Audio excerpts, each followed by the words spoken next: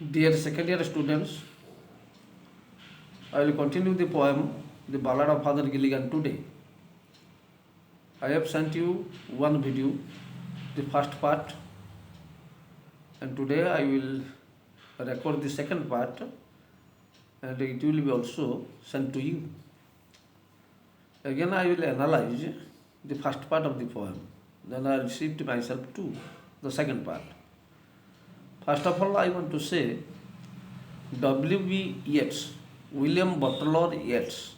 William Butler Yeats has written this poem, The Ballad of Father Gilligan. He is a 20th century poet, a modern poet, but he gives rise to, or he writes lyrical ballad and a traditional ballad. And he has already paid his homage to the traditional ballad. And the ballad is based on the medieval story, the story of the Middle Ages, and the folktale, folklore, legend, tradition, the story of the family life, the story of the countryside of Ireland, the story of the countryside of Ireland. And this is about a bishop, about a churchman, and the churchman has rendered his services for the sick people, for the poor man. He has rendered his services days and nights together. And during the epidemic, the old man, Peter Gilligan, has no respite, at all. He has no rest. He renders his services. He does his services days and nights together, and he has no rest, no peace, and no joy. He has no rest, no peace, and no joy. So, in this condition, he serves the people because service to mankind is service to God. Since he is a churchman, a pious man, a sacred soul, a religious man, he has been vested with the power to take the charge of the parish. Parish is the locality which has already been given to him. And he is an administrator. That churchman has been vested with the power. He has already been given the power to administer, to look after the people of the locality, the people of a parish. And the people of parish are called parishioners. The people of a parish, Parish, the people of a parish are called parishioners. And Father Gilligan, for days and nights together, has rendered his services because it was the time of epidemic. It was the time of epidemic. And the father, Peter Gilligan, gets no joy, no pleasure, no happiness is with him. He only serves the people since he has already become the bishop of a church, or he is the bishop of a church, a churchman. So, dear students, it has a moral lesson. The story gives you a moral lesson. A man who helps others is helped by God. God is omnipotent. God is omniscient. God is also omnipresent. And he feels the presence of God in him. There is a God in him. So, the bishop is a dedicated man. He dedicates himself for the public good, for the public upliftment. Since it is a serious epidemic, the parishioners are dying and dying. Peter Gilligan has served them a lot. He is serving without having any rest, without having any respite, RESPITE, without having any respite, without having any rest. Peter Gilligan goes on serving them, and he is also sent for by the sick man, by the sick man's family, and he never hesitates to serve them in such a condition. Though he has no rest, no peace, no joy, no pleasure, no happiness, but his prime duty is to serve the people, is to serve the poor, is to serve the ailing people. Ailing, A-I-L-I-N-G, is to serve the ailing people, sick men. That has been a duty with him. A duty has already been given to him. He is vested with the power to serve the people, or that area has been given to him. That area is parish, and the people of the parish are known as parishioners. Parishioners, parishioners. The people of a parish are called parishioners, and that locality is under the guidance of a churchman, and the church of that locality, which has already been established by the government. So this is the story of Ireland, and W.B. Yeats. W.B. Yeats belongs to Ireland. He is an Irish poet. He is an Irish, I-R-I-S-H. W.B. Yeats is an Irish poet. So the story may refer to the old times, medieval times, Middle Ages, but the story is related to his own land. That is related to his own land, that is Ireland. The story is the story of the family life. It is about the folklore. It is about the folktale, F-O-L-K-T-L-E. It is about the legend, tradition, and the Essex countryside, and all these things are there in the story. And perhaps the story writer in the story or in this poem, in the form of a poem, has paid his homage, he has shown his respect, tribute, or homage to the traditional ballad. What is a ballad? I have told you that a ballad is a poem having a story which gives you a moral lesson. A ballad is a poem having a story which gives you a moral lesson, and it has many stanzas. Each and every stanza contains 4 lines. And a ballad is also there which contains only 2 lines.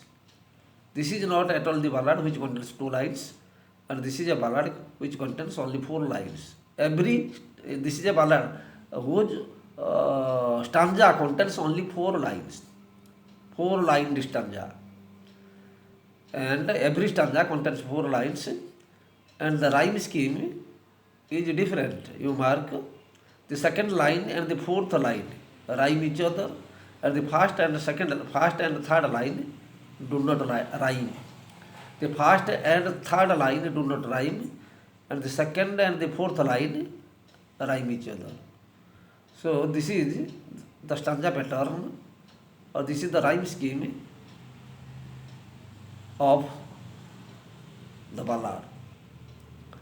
So dear students, you mark that the ballad of Father Gilligan has given you. The ballad of Father Gilligan has given you many stanzas. Many stanzas you mark, many stanzas are there, and every stanza has 4 lines.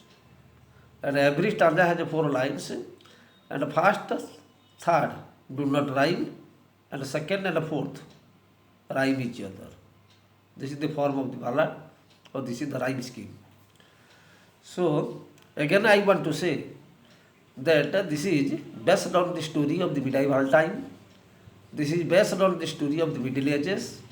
This is based on the story of the Essex countryside, the Ireland countryside, the family life, and the story of a family life, and the story of the countryside, and the story of the old days, medieval time, where the story was oral. The story was oral by that time. That means that was told, but finally, in the course of time, the story was recorded. And being a modern poet, 20th century poet, W.B. Yeats has already paid his homage to. He has paid his homage to this ballad, this traditional ballad. So thanks to him that he is writing ballad. So again, I have told you what happens there in the first stanza of the poem. You mark the first stanza of the poem. I have told you that the old priest Peter Gilligan was weary night and day, for half his flock were in their beds, or under green swords lay. The old priest Peter Gilligan. So Peter Gilligan is a priest. It has been pointed out by the poet that he is a priest, that a priest in a church, and he is weary, he is very tired, he is very feeble, very tired, very feeble, very weary, rendering his services, providing his services for the poor, for the sick man, for the ailing people. He has become very weary and feeble, nights and days together. And he says, for half his flock were in their beds or under green swords lay. Half of the people, half of the parishioners were buried under the sword, because they have died. And others are bedridden. Others are bedridden, suffering from the ailment, severe ailment, suffering from the physical ailment, because that is a serious epidemic, maybe one of the pandemics. What is a pandemic? Which covers the entire globe, that is a pandemic, which covers the entire globe. But what is an epidemic? That appears in a particular area. That appears in a particular area, that is epidemic. But when there is a pandemic, and pandemic will give you the meaning that the entire globe, the entire world is affected, that is pandemic. And dear students, during the time of this epidemic, the Father Gilligan is very serious. The Father Gilligan is very careful. Father Gilligan is very obliged. He is very punctual. And he provides his service to almost all the sick men. Almost all the sick men, almost all the ailing people, as per his capability. As per his capability, he has done his work. But one day, when he is there sitting on his chair, when he was sitting on his chair, the old man was very feeble. It was marked that the old man was very feeble. The old man was very tired. And in the first part of the poem, it has been told that half of the people of the parish have been perished. Perished. So half of the people of a parish have been perished, and they have been relegated to the dustbin. They are buried under the sword. And others were bedridden. So to render service is very difficult. Dear students. But Father Gilligan has no hesitation. He has no dislike. He has no hesitation to do his service, because he is a churchman, a priest. A priest is called the incarnate of God. A priest is called the incarnate of God. A churchman is called the incarnate of God. So he has no hesitation, and his service for mankind is very important for him. And he thinks he has the meaning. He knows the meaning. What is the meaning of service? He knows the meaning of service. So that is why, without any hesitation, without any hindrance, HINDRANC, without any hindrance, without any hesitation, he does his duty. And only because of the duty, only because of his punctuality, only because of his punctuality, only because something there in his manhood, only because of the something there in his manhood, he goes on serving the people of Paris. And he has no hindrance, he has no obstruction, he has no hesitation, doing the service to the mankind, providing the service to the mankind. And that is why, in the first part of the poem, The poet wants to say, and there is a character named Peter Gilligan. There is a character named Peter Gilligan. He is the priest of a church, he is the bishop, he is a churchman who has already been vested with the power to serve the people or to administer or to take care of the people in his locality. That locality is given to him. That locality is given to him. In Ireland, once upon a time, in medieval time, the bishop was an administrator. The bishop was an administrator in Ireland, and the locality would be given to him, and he would administer. He would start his work, administration work. So they are in that locality, and that is why the bishop was a ruler once upon a time, in medieval time, in Middle Ages, in old ages. And this is the story referred to that time. This is the story referred to that time. What we get here in the poem, so it has already referred to the time of the Middle Ages. Half of his flock, I have told you again, I have told it earlier, but today I am also telling it again, that flock is referring to, flock refers to the flock of sheep. And Father Gilligan is a shepherd. Father Gilligan is a shepherd, and the flock refers to a flock of sheep.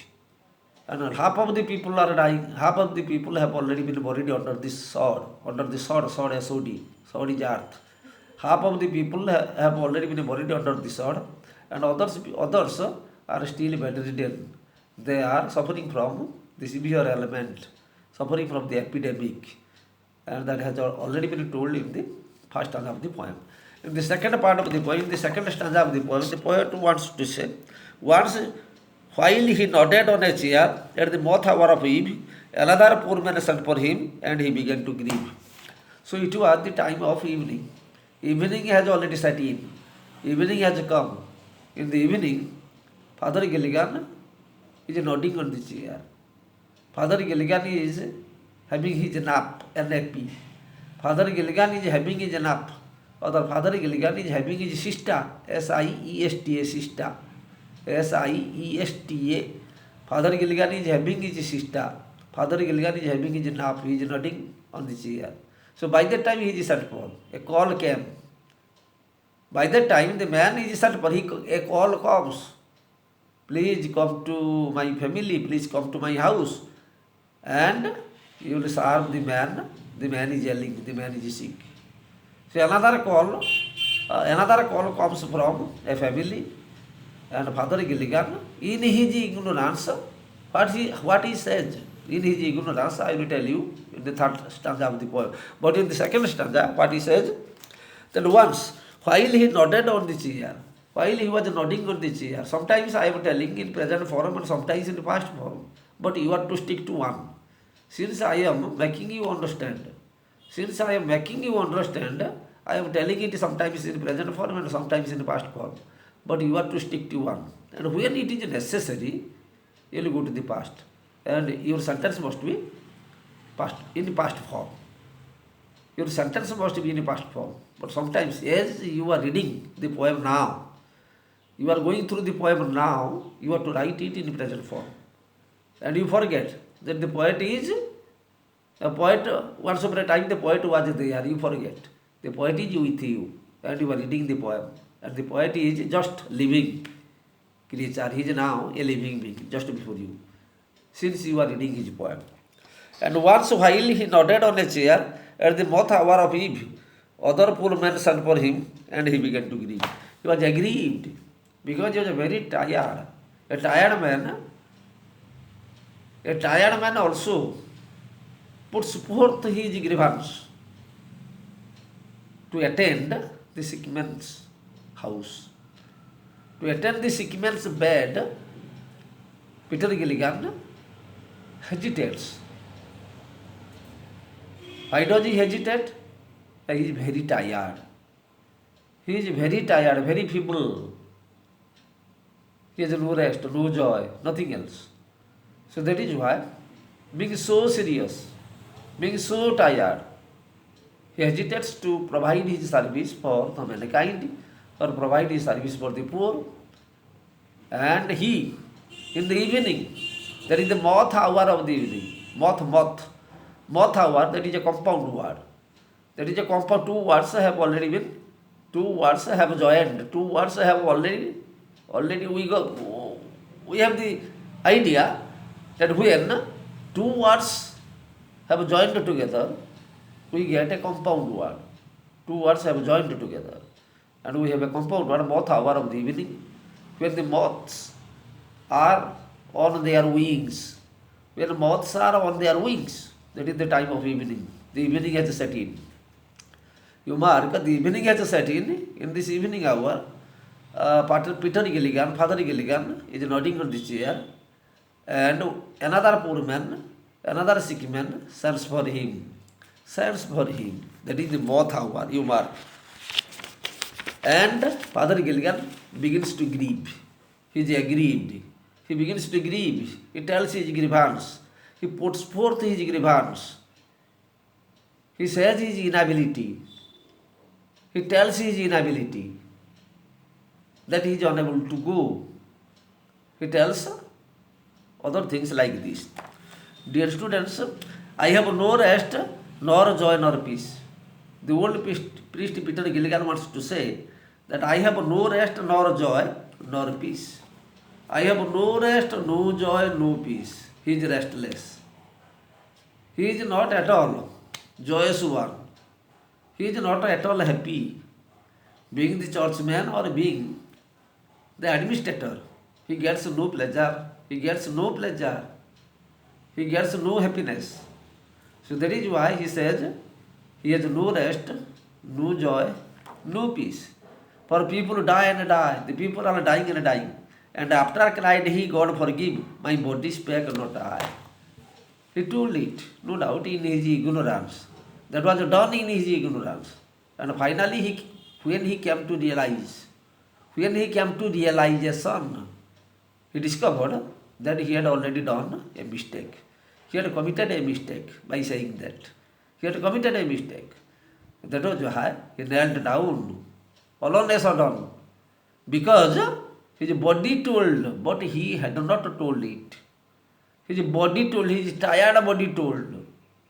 His tired body told, but he had never told his soul had never told it. But that was done in his ignorance. Unknowingly he had done it. Unknowingly he had done it. In his ignorance he had done it. He had told it. But really, the Father Gilligan was not like that man who would produce his hesitation and grievance. He was not at all a man of that quality. He would not produce his own grievance and inability to serve the public, to serve the people, because he has already been born. He has been begotten to do so. He has adorned the seat. He has already come to the seat of the priest to do his work. And that power has been vested to him. That power has been given to him by the Ireland government. By Ireland government, power has already been given to him. And he will look after. He will look after the interest of the public. Take care of the public. Take care of his parishioners. Since the church has been established in Paris, the church has been established in Paris, and the priest Peter Gilligan is the administrator, and he will do his job. He will do his job, allotted a task. So I have no rest, nor joy, nor peace, for people who die, and the people are dying and dying. Where Peter Gilligan, the Father Gilligan, has no rest, no joy, nor peace. And after cried he, God forgive, my body spake not I. So aloneness done. When he came to realize that he had done a mistake, he had done a serious blunder, he had done a serious misdemeanor, misdemeanor, he had done a serious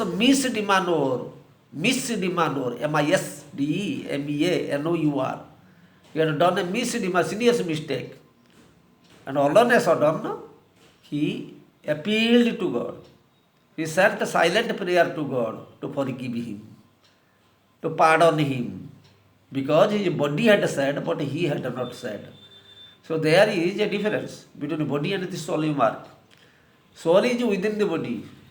Body is temporary. Body is transitory. But soul is permanent. I have told you earlier in one of the poems that it is just like a seasoned timber, a metaphysical conception. A metaphysical conception, or that may be a far-fetched image, that is a seasoned timber, and it will never destroy.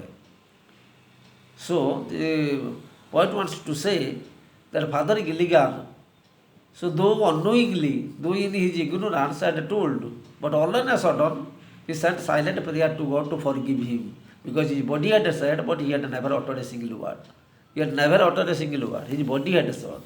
His soul has never uttered the word like this. So again, he knelt and leaning on the chair, he prayed and fell asleep, and the moth hour went from the fields, and the stars began to peep. He knelt and leaning on the chair. All on a sudden, he also knelt down and sent a silent prayer to God in that evening. So that is the rule of the realization. That is the rule of the realization, arid realization, arid, A-R-I-D. That is the rule of the arid realization. When he realized that all these things have already happened in his ignorance, he silently sent prayer to God to forgive him. He silently sent prayer to God to forgive him, because he is a great man, an incarnate of God, an incarnate of God, an angel of God, an incarnate of God, no doubt. So we cannot say that he is not at all an incarnate. We cannot say. But rather, he is an incarnate of God, a very good soul, a sacred soul, and an angel having divine power, and an angel having celestial power, an angel having perennial power, perpetual power, an angel having cosmic power, an angel having cosmic power. And this is the thing about the bishop or about the priest. And all on a sudden he knelt and sent a silent prayer to God, and the moth hour went from the field, and the stars began to peep, and the evening hour passed away. The evening passed away, the moth hour, again the compound word is there. The evening hour passed away, evening hour, and the night came. The dark canopy of the night wrapped the earth. The dark canopy of the night wrapped the earth. And there was darkness everywhere, dungeon everywhere, a dungeon. And the dungeon covered the earth, wrapped the earth. And the old man was found on his chair, asleep. He was found asleep.